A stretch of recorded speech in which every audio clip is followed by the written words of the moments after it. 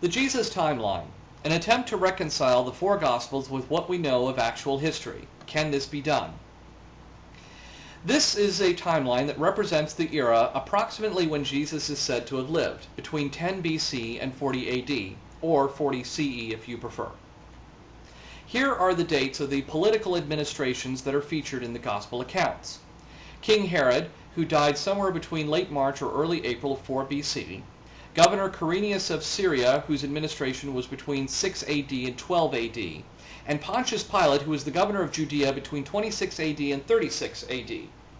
Right off the bat, we see a contradiction between Matthew and Luke.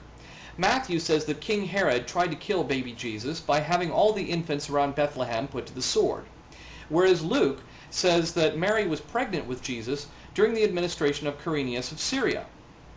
This means that Matthew says that Jesus would have had to have been born at the very latest in 5 BC, if we take the December 25th date seriously as Jesus' birthday, whereas Luke, on the other hand, is saying that Jesus would have had to have been born sometime after 6 AD. Well, let's concentrate on the timeline provided by Luke, because he gives us the most dates to work with. Luke tells us that Jesus was about 30 at the time that he began his ministry. 30 plus 6 is 36. Now, Jesus is said in all three synoptic Gospels, Matthew, Mark, and Luke, to have started his ministry after the arrest of John the Baptist.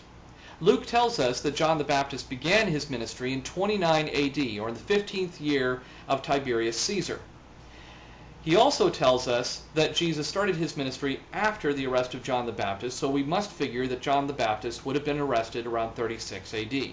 This is fairly consistent with what we know of secular history, because Josephus tells us in Antiquities of the Jews that John the Baptist was in fact arrested around the time of 36 AD.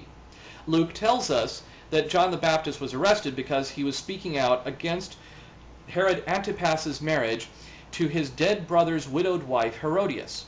Now, Herod Antipas's brother passed away in 34 AD, so this tells us that we can pretty well rely upon the date of 36 AD as the date that John the Baptist was arrested. So that must be when Jesus began his ministry. So far, it's fairly consistent with what we can reconcile with what we know of secular history, until we ask the question, when was Jesus crucified?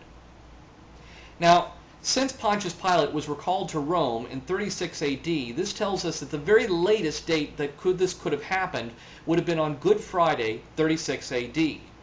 This means that Jesus would have had at most months, not years, for his ministry. So we cannot reconcile it with John, who says that Jesus' ministry lasted 2 to 3 years. We also can't reconcile it with Matthew, who says that Jesus would have had to have been born 5 BC or earlier. Now, if we assume that Luke is correct, that Jesus was about 30 when he started his ministry, and John is correct, that Jesus' ministry lasted 2 to 3 years, that means that Matthew is placing the crucifixion of Jesus in 28 AD, 1 year before Luke tells us that John the Baptist started his ministry. Now, Josh McDowell, aware of the contradictions between Matthew and Luke, tries to reconcile the two by telling us that Governor Quirinius of Syria had an earlier administration concurrent with the reign of King Herod. Not only is there no historical evidence to back up this assertion, there's plenty of evidence to the contrary, since we know where Quirinius was and he was not the governor of Syria.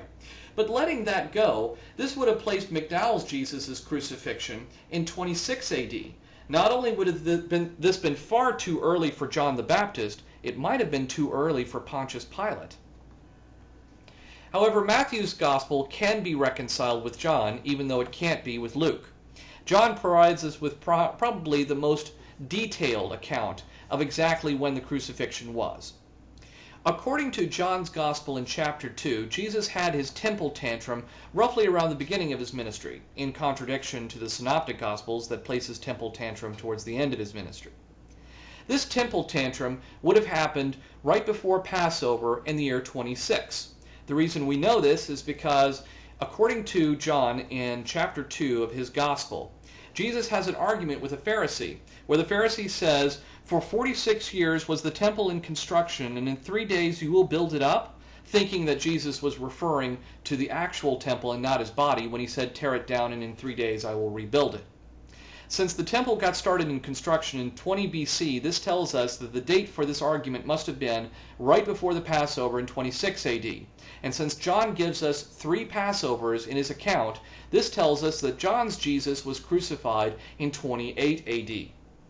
This was 1 year before Luke tells us that John the Baptist started his ministry, and considerably before Luke would have placed Jesus' crucifixion. Modern apologist Habermas, in a debate with Kenneth Humphreys, however, places the crucifixion of Jesus in 30 AD, and says that Paul's conversion on the road to Damascus, where he saw the spectral Jesus, would have been 32 AD, and the creed presented in 1 Corinthians chapter 15 is dated to 35 AD, 1 year before Luke tells us that Jesus was arrested and that John the Baptist was arrested and that Jesus began his ministry. So my question for the Christians is, how can they reconcile all these contradictions, remembering, of course, that there are no contradictions in the Bible? I now turn the matter over to them, and may God's gift of reason light our way.